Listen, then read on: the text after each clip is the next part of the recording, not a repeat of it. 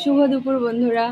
খাওয়া দাওয়া তো কমপ্লিট হয়ে গেছে। তার ঐশানি নারকেল পাতা জোগাড় করে এনেছে।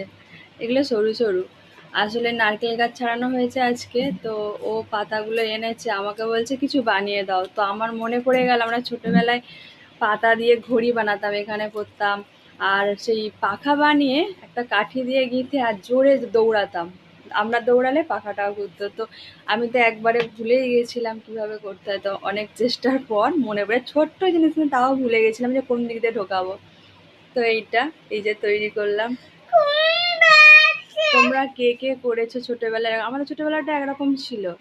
কিতকিত খেলা, তারপরে বাঘবন্দি খেলা, বউ বাসন্তী খেলা, অনেক কিছু খেলা এখন আর তো দেখিও না। তো সেগুলো দেখলে মনে পড়ে যায় ছোটবেলাটাকে। আর এসব হয় না, সেই সময়টাই আলাদা ছিল, আর চেষ্টা করলে পাবো না। আর ওই শানিকেটা বানিয়েছি, এবার দেখাবো কেমন ঘোরে। আর ওর ঘুম পেয়ে গেছে, ও শুয়ে পড়েছে, ঘুম পেয়ে গেছে, খাওয়া দাওয়া হয়ে গেছে, ঘুম পেয়ে গেছে। তো আমি দেখাচ্ছি এটা কিভাবে ঘোরে, আমি দেখছি আমার মানে তৈরি করাটা সাকসেসফুল হলো কিনা। মানে মনে করে তো তৈরিটা করলাম, এবার দেখি ঘোরে কিনা। বলতে পারছি না ঠিক ঘুরবে কিনা। এরকমই করতাম, এটা তো ঘুরছেও না।